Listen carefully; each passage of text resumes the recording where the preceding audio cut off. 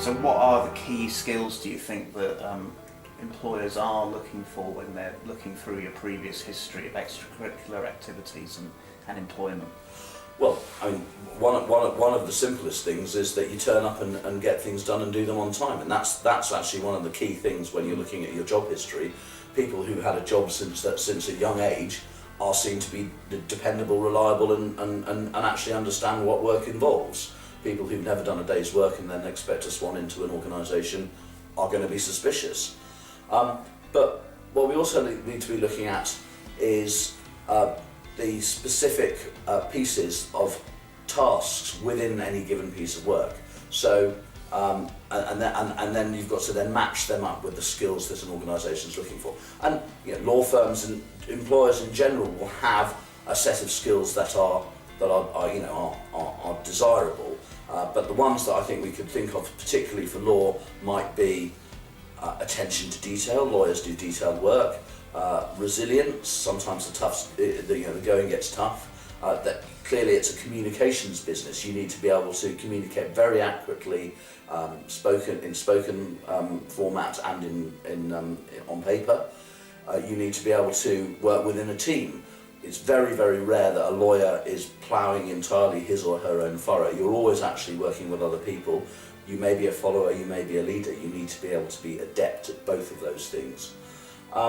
There's various other ones. Of course, the commercial awareness side is one. So if you keep those qualities in mind when you're looking at what you've done in the past, you can actually then try and pick out specific tasks that you've done and say, I did this. This caused me. This demonstrates that I have developed this skill. So it's actually quite a simple case of breaking it down into smaller chunks and trying to develop a body of evidence that says you have these skills and attributes. Sure. So shall we just take a quick example to try and illustrate that? Let's say that I used to have a part-time job in retail for a retail organisation, which is actually true.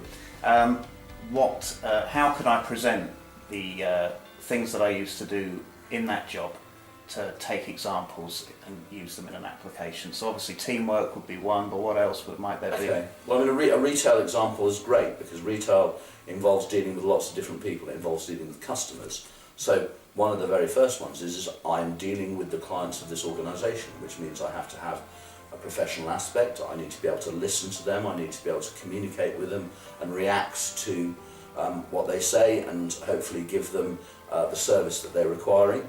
If they cut up rough, I've got to continue to perform in a professional manner. You know, it may be that they've got a defective good and they're hurling abuse at me. I've got to be able to suck that up and deal with it. And that's an exactly perfect example of taking specific things, taken in a single incident and say, this happened, this is how I dealt with it, this is what I learned, this is what I might have done differently the next time. Similarly, in a retail environment, you're showing responsibility, probably dealing with cash. So that's a sort of trustworthiness issue. As we mentioned before, you're turning up on time. You've also got to show attention to details. Say you're working with the money, the till's got to balance at the end of the day. So you can't be airy-fairy about that. You've got to actually do it correctly. So all of those, it's just so simple retail. The other thing, I guess, is commercial awareness. You get an insight into how the business you work for actually operates, why it does what it does, where it makes its money. And if you can demonstrate that you've picked up on that, and even better, have made some sort of contribution to improve it, you're demonstrating the skills that they're after.